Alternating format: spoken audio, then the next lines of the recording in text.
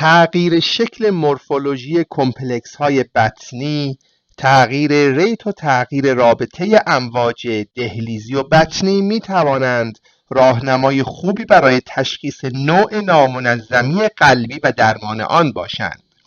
در این جلسه به نوار قلبی میپردازم که از حالت نرو QR استاکیکاردی به واید QR استاکیکاردی تغییر شکل یافته و مجدد به وضعیت نرو QR استاکیکاردی تبدیل می شود. با هم در مورد مکانیزم ها و دلایل بروز تغییر مورفولوژی QRS در تاکیاریتمی ها گفتگو خواهیم کرد. سلام، نوار قلب آقای 53 ساله‌ای را می‌بینید که به دلیل تپش‌های مکرر قلب مراجعه نموده است. این نوار قلب در یکی از حملات تپش قلب بیمار اخذ شده است. سابقه بیماری قلبی شناخته شده در گذشته را ذکر نمی کند و بررسی اکوکاردیوگرافیک بیمار نرمال بوده است. من چند لحظه سکوت می کنم تا شما تفسیر اولیه از نوار قلب را انجام دهید.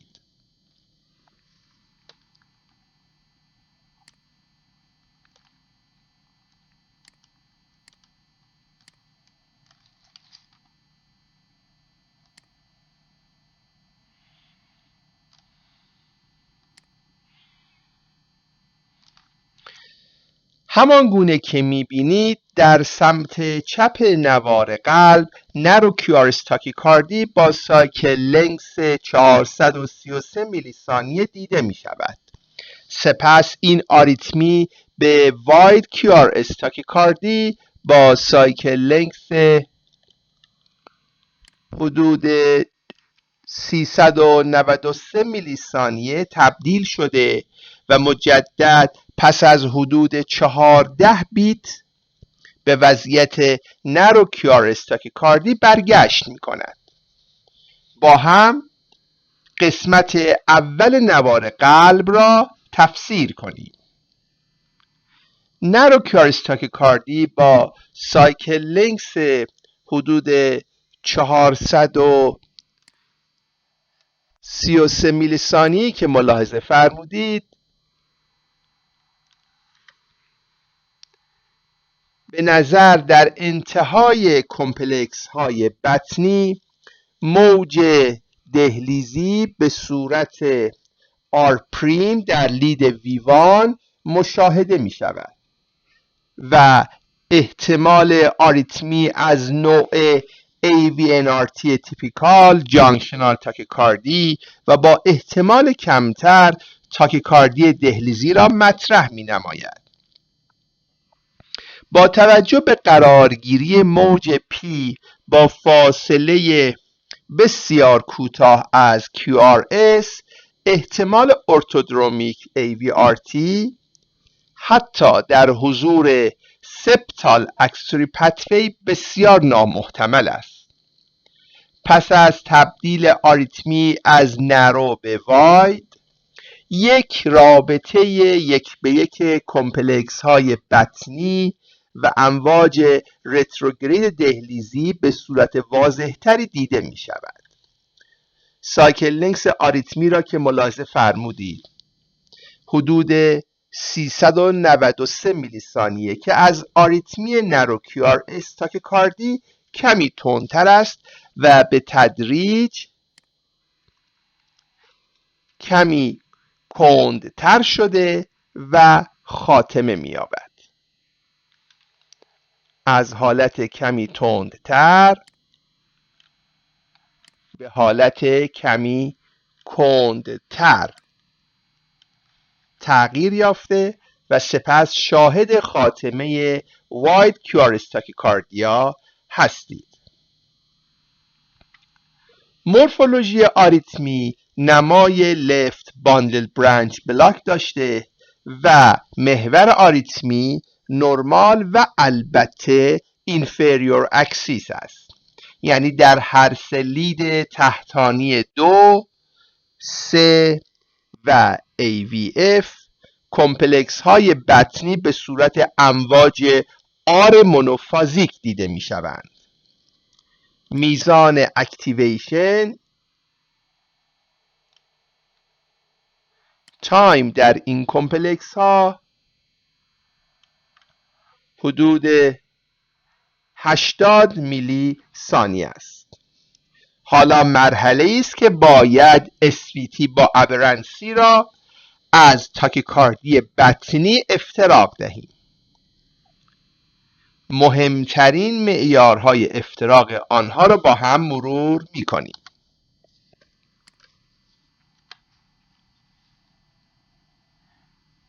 اینکه آریتمی در زمینه بیماری استراکچرال قلب مانند کاردیومیوپاتی یا بیماری‌های ایسکمیک هارت دیزیز روی می‌دهد، شانس وقوع ویتی را بالا می‌برد که در بیمار ما خوشبختانه از لحاظ سابقه بیماری‌های قلبی مشکلی وجود نداشت. از لحاظ توجه به معیارهای افتراق این دو آریتمی از یکدیگر، به نظر اکثریت این معیارها در بیمار ما به نفع SVT با ابرنسی است. یعنی QRS duration در حضور نمای لفت باندر برانچ بلاک از 160 میلی ثانیه کمتر بود. اکتیویشن تایم کمپلکس بطنی از 100 میلی ثانیه کمتر بود. هیچ گونه AV دیسوسییشنی مشاهده نشد و کمپلکس های بطنی در پرکوردیال به صورت همگی کانکوردنت مثبت یا منفی دیده نشدند. ولی این تمام ماجرا نیست و باید به چند یافته مهم دیگر هم توجه کرد.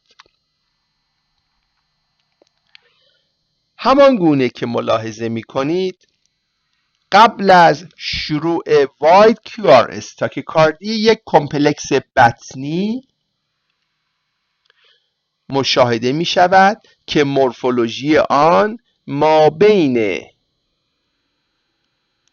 دو آریتمی واید و نرو QRS تاکیکاردی است و اصطلاحاً به آن فیوژن بیت گفته می شود.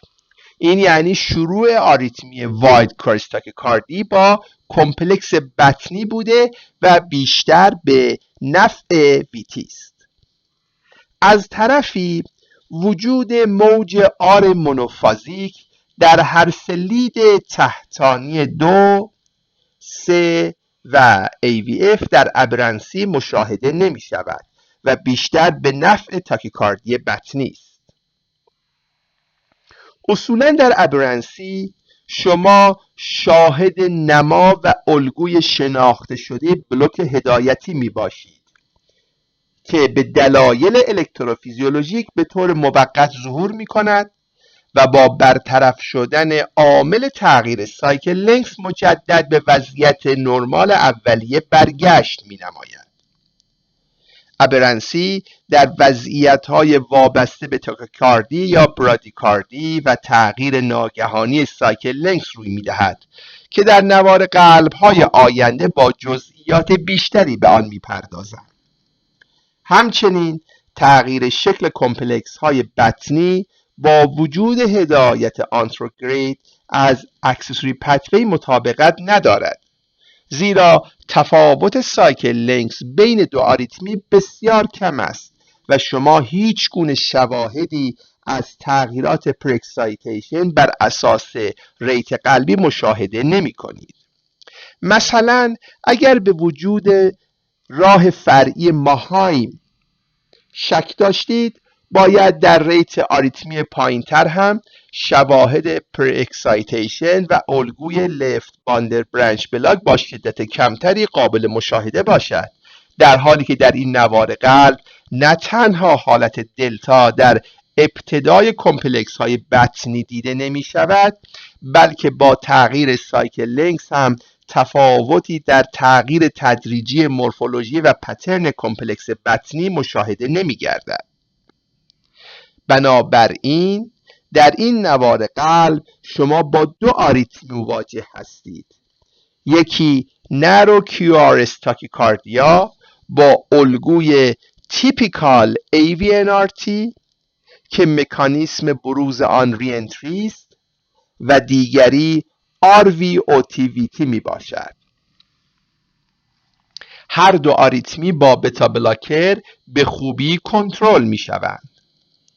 پاسخ به آدنوزین هم نباید شما را به اشتباه بیاندازد. RVOTVT معمولاً ناشی از تریگرد اکتیویتی به واسطه دیلید افتر دپولریزیشن وابسته به سایکلیک AMP است. آدنوزین با مهار آدنینیلات سیکلاز و کاهش CAMP داخل سلولی این مکانیسم را مهار می کند. بنابراین در بعضی بیماران باعث خاتمه تاکیکاردی بطنی می شود.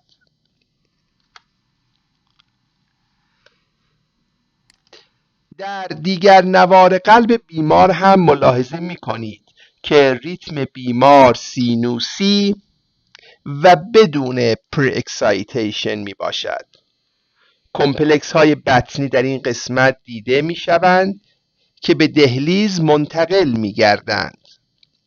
یعنی به دنبال کمپلکس های بطنی امواج پی قابل مشاهده هستند. به واسطه بلوک فانکشنال سیستم ایوی نود و هیسپورکینج موج پی دهلیزی به بطن بر نمی گردد. ولی در کمپلکس های بعدی بطنی بلوک تنها در فست پتوی ایوی نود روی داده و موج پی دهلیزی با برگشت به بطن از مسیر اسلو پتوی سبب شروع آریتمی تیپیکال AVNRT می شود. یعنی هدایت آنتروگرید از اسلو پتوی و برگشت از مسیر فست پتوی است. به همین دلیل امواج دهلیزی و بطنی بر روی یکدیگر قرار می گیرند و بعضاً گاهی اوقات هیچ موج دهلیزی مشخصی در این آریتمی قابل مشاهده نیست. در مطالعه الکتروفیزیولوژیک این بیمار هر دو آریتمی AVNRT و RVOTVT به صورت موفقیت آمیز ابلیت شدند. از شما دعوت می کنم قبل از خاتمه این ویدیو به نکات مهم و کاربردی که باید در افتراق SVT با ابرنسی از ونتریکولار تاکیکاردی در نظر بگیریم توجه بفرمایید. این نکات به شما کمک می کند تا در شرایط اورژانسی تصمیم درمانی مناسبی اتخاذ کنید و همچنین در صورت پاسخ به درمان سایر تشخیص‌های افتراقی را از یاد نبرید. مثلا پاسخ نوار قلب مشکوک به RVOTVT به آدنوزین منافاتی با تشخیص اولیه تاکیکاردی بطنی ندارد و الگوهای نوار قلب همیشه باید با دقت مورد توجه قرار گیرند. از اینکه تا پایان این ویدیو همراه من بودید از شما سپاسگزارم. حمایت‌های شما باعث کارآمدی بهتر این کانال آموزشی است. لطفاً نظراتتان را با من در میان بگذارید. شاد و سلامت باشید.